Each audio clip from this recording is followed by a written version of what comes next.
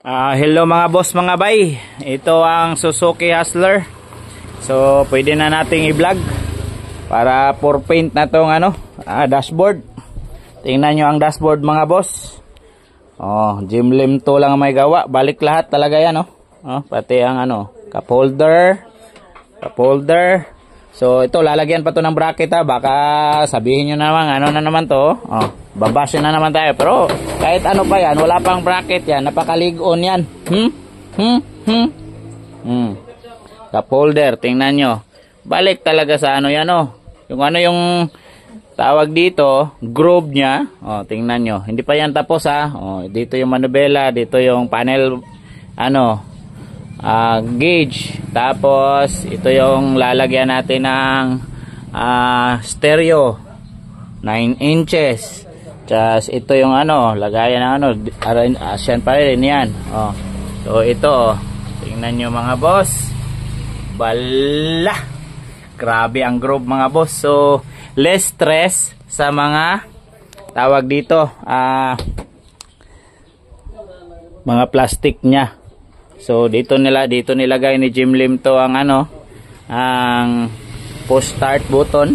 So yan tingnan nyo mga boss. Super kaganda. So pag nalagyan to ng plastic primer tapos na pinturahan, all goods na. Hindi nyo na mahalata na kinonvert into left hand, di ba? Super solid yan mga boss. So yon, nilagyan pa nga natin ng welding rod di ba? Wala pang bracket yan mga boss, pero super all goods na. Ito ay Suzuki Hustler. Baklas. So ang namin ngayon, conversion ito, abangan nyo na lang kasi yung aircon, yung ducting, ibabalik talaga lahat ni Jim Lim to. Tulad ng mga ganito hindi yan mawawala mga boss. So yun tingnan nyo mga boss, tingnan nyo mabuti. Dito din meron ding cup holder. Balik natin yung cup holder walang nawala. Dito yung lagayan ng mga documents meron pa din. So yan na, super all goods na mga boss. So hindi nyo pa ma-appreciate ngayon kasi hindi pa natapos. So kung matatapos na to, makikita nyo na. Ito na ma'am, Chelsea's Corner ang nyo. So yan. So babalik natin yan. Yung tawag dito